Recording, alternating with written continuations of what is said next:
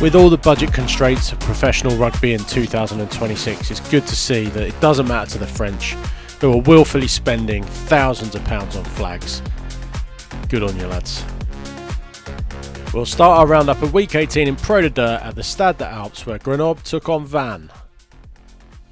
And as per with Vannes, their powerful pack got them off to a good start. Jean-Baptiste Piedmont got over for the first try of the match before new import Richard Judd crossed over on 35 minutes to extend the visitors' lead. And that's all the Pro de Deux needs, another try-scoring 9 for Vannes. Michael Ruhr on the bench in this one. The visitors would only need 5 minutes to hit back. Hands on the floor at the bottom of this ruck. Very messy. And it was a theme of the night, actually, with the filthy weather. But Bastien Saury spotted a gap and crashed over from short range to close the gap and give Grenoble hope going into the second half. Poor discipline and some accurate kicking from Romain Triou would give the hosts the lead, which they would hold until nearly 10 minutes from the end, when scrum half replacement Michael Ruhr went over from short range to re-establish the visitors' lead. Having seen a fair amount of Grenoble this season, you'd think they'd just roll over and have their tummies tickled, but they had other ideas. Georgi Pataya going over from very close range, giving the hosts the lead with just 4 minutes left on the clock. It's been a long, tough season so far for Grenoble, with Sam Davis still on the injury list. They were hoping to be able to hang on for a crucial home victory and set Vannes back in their quest for promotion. But if you've watched enough of these highlights, you'll know that you only see footage if something good is going to happen. Unfortunately, it wouldn't be for Grenoble. A turnover, hands, and a simple walk-in to close the game out for Elliot Rudil. Devastating for Grenoble, but that's how champions are made. Vannes pulling a victory from the jaws of defeat, 26-29. Bonus point loss will be scant reward for Grenoble. And it's another one of those stadium moments where we go to the Amédée Domenech. Now, Amédée Domenech was a French international, 52 caps he had for France. He was also a member of Parliament, though, for the Radical Party. They sound like reasonable fellas. Now, while I was busy educating you there, you might have picked your jaw up off the floor and seen Asiela Tuivuaka going over for Brive's first try. Beziers would come back with a couple of penalties, and then Brive would score again through Benjamin Boudou, the replacement hooker. And it was that moment there where Brive really started to put their foot on the accelerator. Asia Usaraga going over for another try, and it would start a run of nearly 50 points unanswered for Brive. Tries would come thick and fast. Brive just too big, too powerful, and Beziers are too weak away from home. They seem to just roll over. Taylor Gonteniak going through, releasing John Cooney for another try this season. He seems to have settled into life in Brive pretty comfortably since his move from Ulster. We'll save the best till last though, and it'll be John Cooney's replacement, the scrum half Charlie Malay, who would take advantage of some lazy Beziers defending, spotting the perfect kick over the top. And why run it under the post when you can reverse pass to a hooker or go in and put the icing on the cake. Yanis Charcosset, his fifth try of the season, wrapping up a huge win for Brive. Beziers, well, they'll wish they never got on the plane. An absolute pasting, 5 straight home wins for Brive.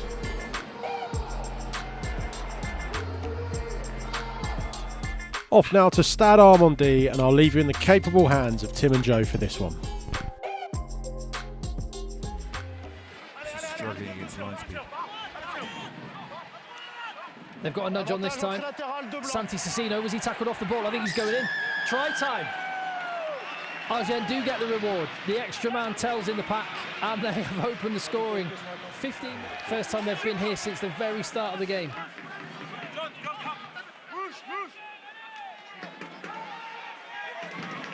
Oh, an absolutely beautiful offload. One winger to another. That was class, guys. That was a class sequence of play. Colomiers can roll the dice with free ball.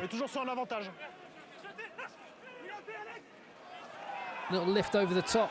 Bory inside to the replacement. He's been an absolute dynamo since he's come on in attack and defence, and it's in attack that Jules Danglot has done the damage. And all that effort from Agen in attack, and Colomiers just incisive. Look at that defence they have now. I think really, along with Provence and Vannes, looking like a team who could be one of the real contenders, huh? Yeah, Brive have snuck back into the playoff positions. Caleb Timu, a rare defeat, only their second of the season at the Stade Armandie, where Colomiers have picked up a really hard-fought win.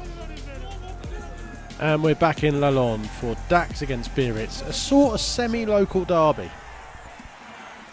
Please don't be fooled, this is Pro D2, not your local Merit League rugby. A little bit scrappy, you could say, before my new favourite player, Maxime Altman, picked up the ball, 80 metres, running like a languid giraffe, outstripping the Biarritz defence and dotting down. Now this guy has got a backstory, I urge you to go and have a look at it. German international via Vanuatu. Now if there's another one of them, please show me, because I want to feature him on FR UK. We might have to have a word with Maxime Altman actually, I want to know more about that story. So this was the period just before the rain came down and ruined everything for everyone. You can tell because not everyone in the crowd looks really annoyed. David Lolohea though scored and gave Dax a big lead heading into the second quarter of the match.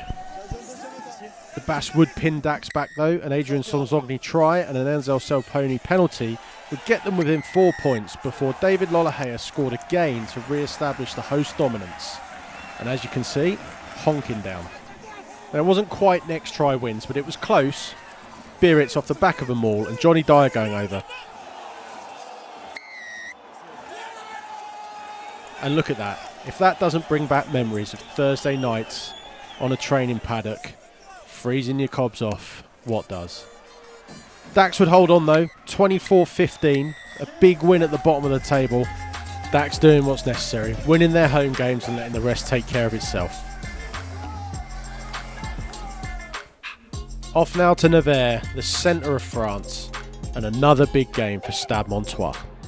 You want to have a first point scored bet on with any Mont-de-Marsan game. Ioanni Iashagvili scored the first try of the game before George Smith, not the George Smith that used to play for Northampton, responded for Nevers, and then Simon Torrell went over for his 30th career try to establish a lead for Nevers. Mont-de-Marsan hit back though, Luka Begic breaking off the base of a scrum before a blindside dart from Lisati Milo Harris got Mont-de-Marsan back in the game.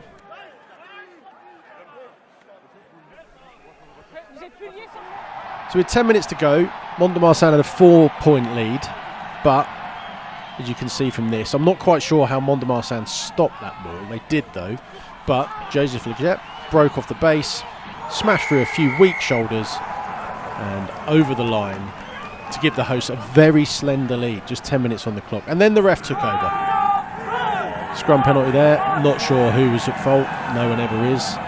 Nevers would miss a drop goal from the resulting free play, but it didn't matter, they went back. And Johan Laboris gave the host the lead with under a minute to go. More evidence of crazy flag budgets. Flag budgets bigger than most championship sides' playing budgets. But Nevers couldn't seal the game off. In fact, the only thing they could seal off was the ball, which gave Mont-de-Marsan the chance to tie it at the death, which Iban Lecloud, despite only being 60% from the tee, managed to achieve, smashing it over and giving the visitors valuable 2 points in their fight for survival.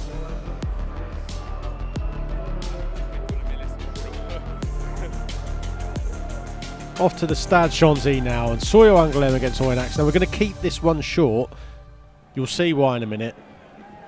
It's like a stop frame animation rugby match, like War of the Worlds or something. Anyway, Nathan Frissier scoring there, giving Angouleme the lead. Oyonnax have been quietly making their way up the table and currently sit in the playoff places. There'll be a danger come playoff time if they can stick around. Paul Auradou finishing off a nice move from the visitors, bringing them within 3 points.